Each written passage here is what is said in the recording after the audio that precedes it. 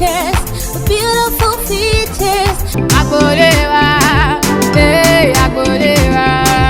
Ìfẹ́ bí èjì òwúrọ̀ tábà àwọn ayé kan kò rè dààmú o.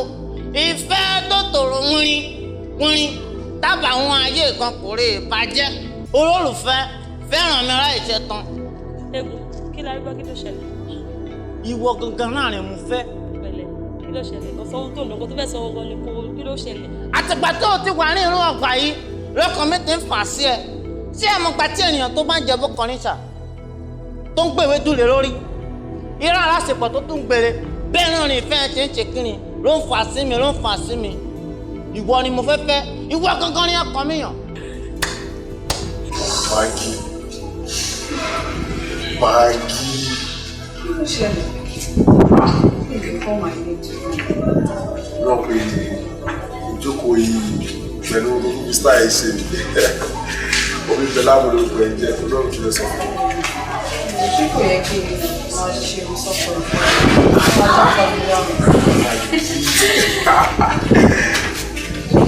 ìsọ̀rọ̀ sí ẹ̀ kó máa ń dà mí lọ́rùn. Seriously? Ṣé irú ẹ̀ oh my God ó máa ń dà mí lọ́rùn. Wà ló fẹ́ sọ̀rọ̀ kan fún mi. I'm sorry that give me one day talking Angela. Oh my God. What's the thing about me? Oh, Baba man, you're doing. Last time I was in the comments. Oh, funny, right? Last time I was in the comments. Sure, go about long. You can afford my chicken. Baba landlord. Ó fi máa fọwọ́ jẹ lára. Wọ́n náà fọwọ́ jẹ lára padà. Ìyàwó ẹ̀. Ṣé o sọ fún mi pé kí n fọwọ́ jẹ ọ̀dọ́ wà lọ́dọ̀ lára padà? Ok. Ọ̀rọ̀ yìí tí mo fẹ́ yé mi lọ́wọ́ fọwọ́ jẹ lára mi ti bá wà.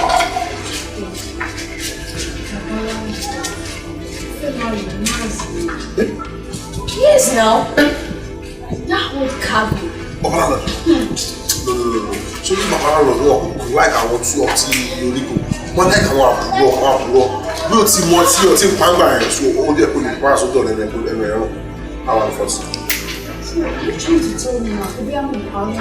Mi ìlú ò parọ́ mo ní pé àbálọ́wọ́ ti mọ tí mi èèyàn lẹ́kọ̀ọ́ máa misbehave because wọn ní rí ìyàwó èmi Sergeant Magaki kọ́ wá ní ojú wọn rán ọ̀rọ̀ àwọn fẹ́lẹ́ fọwọ́ para àwọn ọlọ́run lè ṣe rẹ̀. Àbálọ́wọ́ òjò ó dàbọ̀ kò mọ́ sí rárá.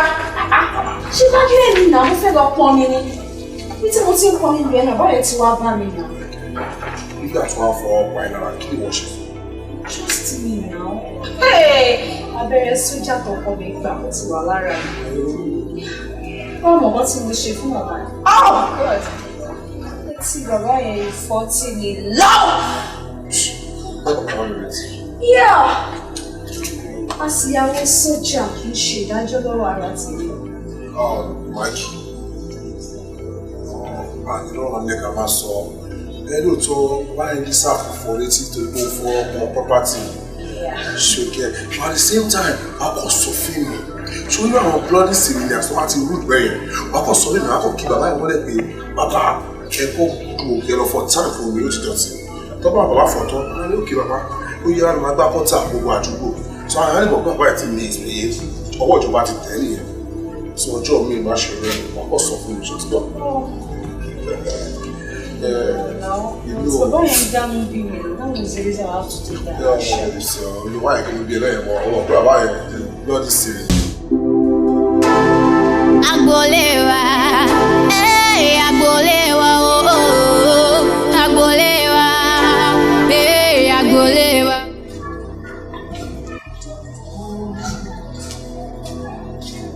Sójà. Sójà. Ọkọ̀ọ̀bà. Aso. Oh, come out. Two of you come in.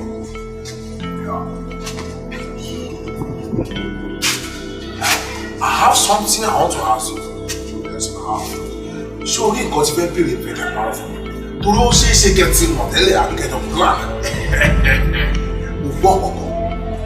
wọ́n ní bàbá landlord ó fọ́ pàyàwó mi náà wọ́n ní kódà àwọn kù ní gbogbo tí mi kì í fún dé wọ́n ní kódà wọ́n jọ ń ṣe àwọn eré kan eré tó lágbára wọ́n á ní irọ́ ni lẹ́yìn máa wọ́n parí. Sójà ó ní àwọn kan tẹ́ pé they are just unbelievable. So bàbá landlord pẹ̀lú ìyàwó yẹn. Better stop it. Bàbá yìí ní àwọn beautiful ladies, fine 2 ladies nínú ilé ẹ̀ tó máa kún pé máa wá lò láti ṣe ìyàwó yìí. Don't talk like that, stop up. When you're talking, I don't get sense. I will get sense. Thank you, see this equation. If na me, soldier, try go down na military school, go school, come back. Why you go see that Baba landlord wey get 2 beautiful wives? You don't say Baba landlord na your own wife. No be that your Maggie dey talk. I mean, you don get another Maggie. No be the same Maggie. That Maggie dey dash me for free. I no fit take am. Not to talk about Baba landlord. Shut up. Don't give yourself hypertension. Shut up. Don't talk like that. Maggie is a very fine girl. I like Maggie well.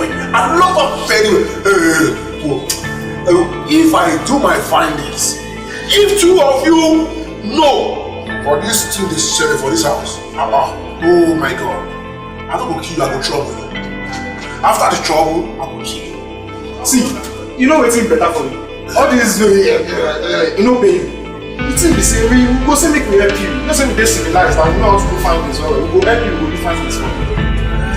Na you I blame. Why go say you go help am fine you be investigator?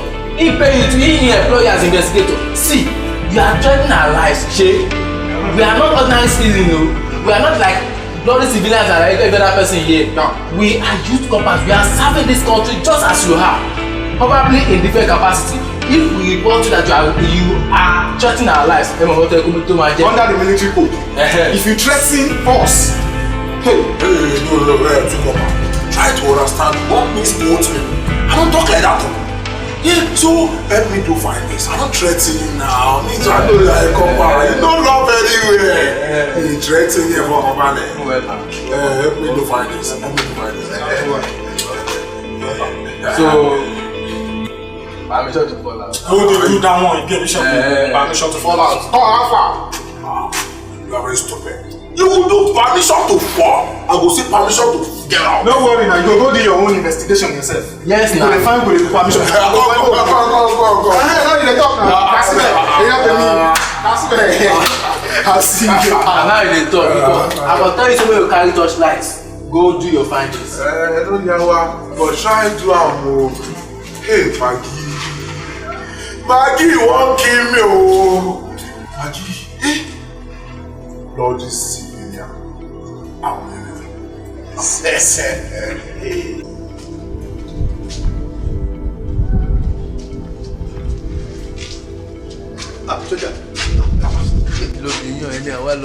Shut up. Good morning, sir. Ọlọ́bàjì òbí sójà pa mí nílé ẹ máa bẹ́rí ṣọ̀nṣọ̀n ojoojúmọ́ yìí ẹ mọ́ ní máa rí ẹ tó mọ̀ pé nǹkan bí olùgbèrò sẹ́yìn rẹ̀ sí ẹ ṣe sọ wọ́n ní láti tún lè ṣe láti tún gbogbo wọn àwọ̀ pé òun ṣe bẹ́ẹ̀ tẹ́lẹ̀ kí ló lè fà á. Bàbá landlord. Àwa sójà ní àmúra ni. Bàbá, ìjọba jẹ àwa sójà ní owó ọdún 6. Oh my God. Tó bá jẹ́ pé ọlọ́pàá rẹ̀ ti máa mọ̀ lólè tó láti máa ní kọ́ máa kó àwọn ará lọ sí police station láti máa gba 10%. Àti máa bá kọ́ bẹ́ẹ̀. Kọ́ bẹ́ẹ̀ àti máa gbà. Bàbá, ó náà pé àwa òṣèjọba ní àmúra ni. Wọ́n jẹ tíjà lówó, wọ́n jẹ ọlọ́pàá lówó, wọ́n jẹ sójà lówó, gbogbo òṣèjọba lójú kódà mẹ́fà tó mú iná wá wọ́n jẹ wọ́n lówó. Bẹ́ẹ̀ ni, a dá pé àwọn èèyàn àti àwọn àdàkọ́kọ́ pé tí ẹ̀kọ́ gbé kọ́ pé bá wọn. Wọ́n á ní resection. Kí ló ń jẹ́ resection? Ìṣẹ́ ń ṣọ́. Ìyà ó ń ṣọ́. Ó ní resection. Bàbá, ìlú le kókó báyìí kó lè mọ́ wa. Àmúmọ́ra là ń múmọ́ra. Ìjọba ò sanwó bàbá. Àwọn ọlọ́pàá tí ó lè fara da ìyá ní tiwa. Wọ́n ṣe máa dúró sójú ọ̀nà. Wọ́n máa fi sáré gbà wọ́n dẹ̀ lẹ́ra. Wọ́n gbọ́dọ̀ làwọn ọlọ́pàá dà. So, àwọn sójà àfẹ́pá àtọ̀rẹ́ lọ sí. Òun mo ṣe láì jà wọn sójà wọn ò fẹ́ gbàgbúgba wọn ò tún gbàgbàgbà. So, tó ṣẹlẹ̀ ní pé máa fi sọ́kàn lágbá ọlọ́run máa jọ sọ́kàn yìí wọ́n á tún sọ ọdún tẹ̀ tí ṣe kan máa sọ mọ́ lágbá ọlọ́run.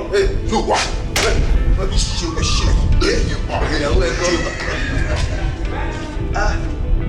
Ọ̀gá o, ìjọba tó máa jẹ sójà sójà tó jẹ́ pé àwọn ló yẹ kó máa tọ́ bòde kó máa tọ́ ibi kó máa. Ṣé ńgbà tó bá jẹyàn ló ń gbà tí ò bá rówó jẹun tí kò ní jẹ́ kó lè wọlé kó lè wọlé. Ó fi èèyàn tọ́ ẹ náà gbà òòrùn ń jẹjẹ wá ní kó má jẹ́ ó lè wọlé ó lè wọlé.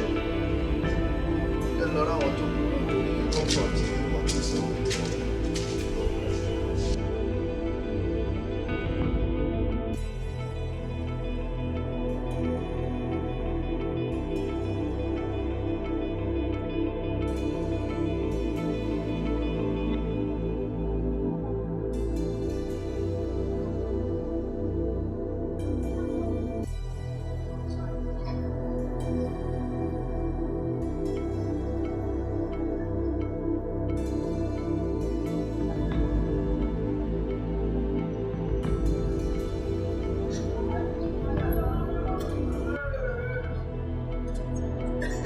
Boniva! What is good about this your morning? Teacher Chika. What is good about this your morning? I can't understand the reason behind it. What is the reason? Because of my money, you won't run come up for this compound. Not really. Too much for that. I'm a honorable man. I can't do that. Me, Abi. Because of my money, because they speak all this people grammar for me, Abi. Teacher Chika. See, if you don't pay me my money before you come up for this compound today, see, this building, you go collapse on your head today. We are still on the same pedestrian because I was about putting myself outside to get some money I want to go and withdraw some money and pay you back. Sure you know, say, now the day when we say shame won't enter your body, I can't use my own money, me Maggie, use my own money, take cover your shame for you. So me I go pay landlord the money, the house rent where you dey hold landlord. Now when we say you're supposed to pay me my money, but you don't want to pay me my money, so that's why I'll pay my money from your hand. You don't have to too aggressive and be aggravated by the cost. And you have done a good gesture and it requires me paying. So I will pay you. What's my money? See, it be like say you want me to lose the grace when they on top of my head. I lose that for your body now. Let us go. You know, for the fact that you are a member of the Kakistocracy does not mean you have to travel on my fundamental. So I've said I will pay you. Just exercise some patience and give me some time. After the federal government is going, I'm not the first. Me. Me. So you still have the mouth to they tell me say maybe I wait, me Maggie. Ma wait if I don't go pay you your salary, Abi. Yes. I don't wait. No.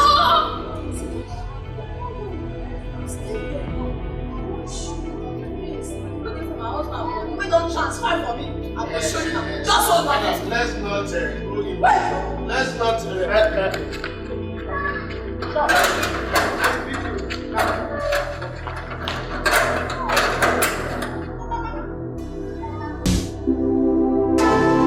Agbolewa, Agbolewa, oh, Agbolewa, Agbolewa.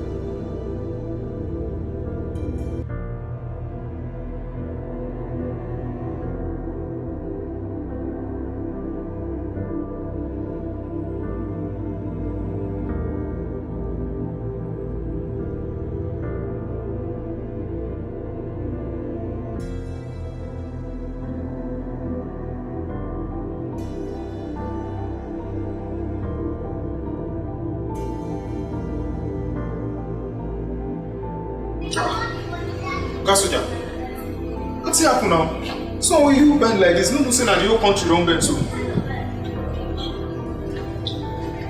Wetin happen now? Tell me wetin happen. Wait. Hope not say the Maggi matter we discussed the last time. I ain't see the thing. No think that one, no think am. If you think am now, you know say you go. Military, you go continue. You know go be like you know say animal wey die for him burial, plenty man go still pass am. You know go be like one man wey die when I dey school. That man because say him wife dey carry different man, now him catch them, come get hypertension. As he get hypertension like this, they bury am for one placement like this. Now that same spot, now he and him wife and that him boyfriend still come dey do their you know their love making. So no go think am o. Go think am. Papa, Yeah. you understand. Maggie. I love Maggie down. I love Maggie very well. I know. Nígbà tí mo sí ojú tí mo bá ò gbókà rà. I mean, the time I go fight with Boko Haram. I spent 3 years with Boko Haram. I kill all of them finish. I collect plenty money, come spend am for Maggie. That time, Maggie dàbí ìgbàlẹ̀ wóró kan ṣoṣo. Ìkan tí mo tún lè fi wé nílẹ̀ Yorùbá wa, Maggie dàbí èkó. Wait, Oga Soja, you mean say I should be military so?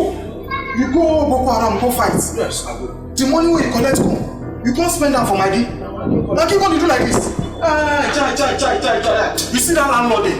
Now that landlord, you no go see better thing. Say amen. You see that Maggie, you no go see better thing. Say amen now. That Maggie, give the Maggie na landlord go. See if na me be military, wey be say I be military, I get military power, I go shoot Maggie, I go shoot her for leg. Which kind thing be that one? I fit shoot Papa landlord, but Maggie, I don't fit shoot am. I don't fit shoot am. Wow. What you come do now?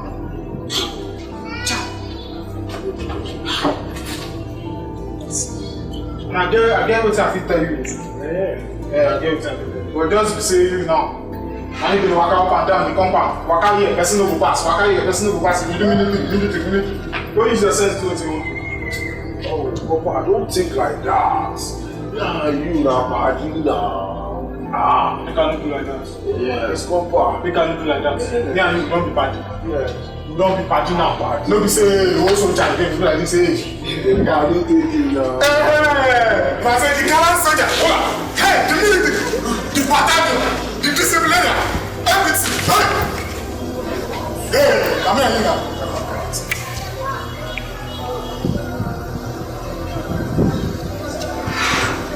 Namina, Charles, Yeah, you don't anybody knows for outside. Yes, I care about that. Don't get it. Battalion! Listen later! Hurry!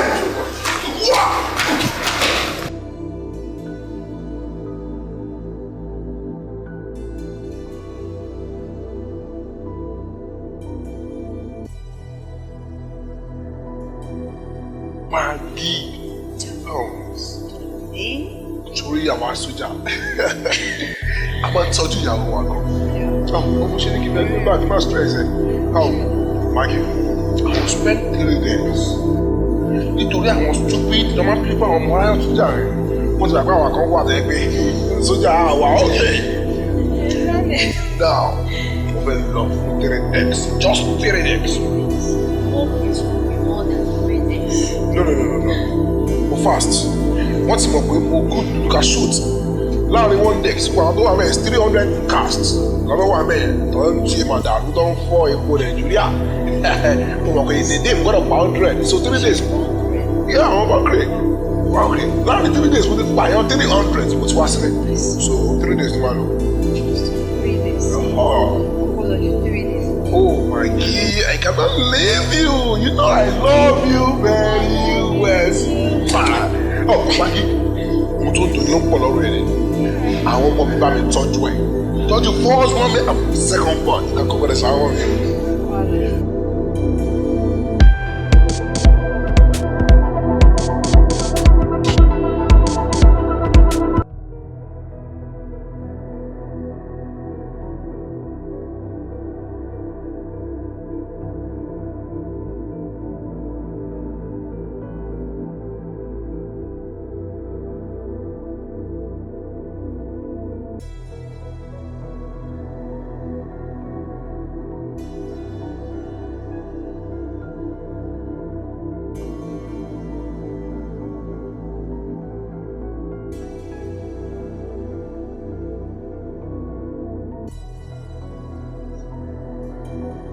happy baby.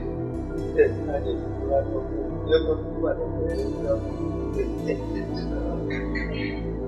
Oh my God.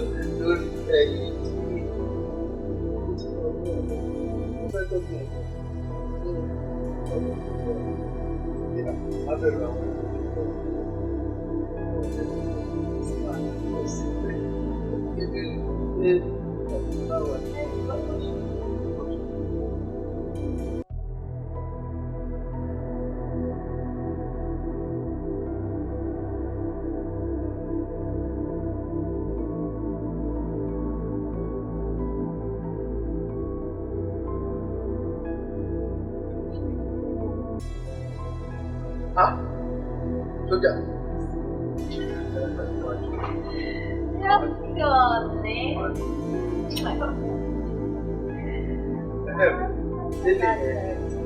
Sini yẹn mo ti ń lò ní ìdá láti fi sílẹ̀ Babala not the great actor. Hi. Babala lọ. A ní kí wọ́n tún ìlú sí àgbàlagbà ní ìfà ìlú jẹ. Ó tún ṣe mọ̀ ní ìgbà tó sọ fún ìgbà sílẹ̀ yẹn ń lò máa ní tó bá ti já òun wá wo ìyẹn wọn. Ìyàwó mi ò ṣe oníṣègùnṣe. Gbogbo yìí ṣe síláàtújẹ ló ti sọ fún mi. Mo wọ̀ ọ̀gbọ́n àná ẹ̀ ní. Mo fẹ́ travel instead of travel kan. Bàbá àti màmá kan náà ti gbé ìfẹ́ ọ̀ṣẹ́.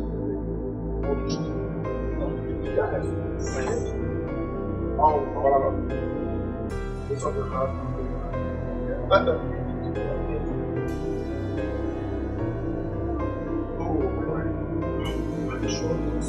Don't touch you. Okay? Babala. Now, I want to change my mind. Babala knows to down.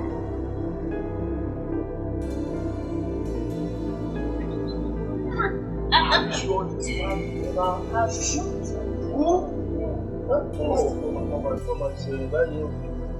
Babala, I want to change my mind. I want to do one job.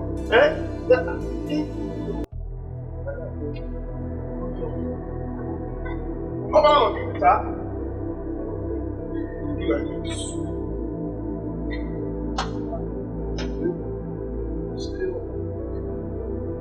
If you want to do this, start it. Yes. 1, 2. Now, start. Love this civilian. 1, 2, go. 1, 2, go. 1, 2, 3. 1, 2, 4. 2.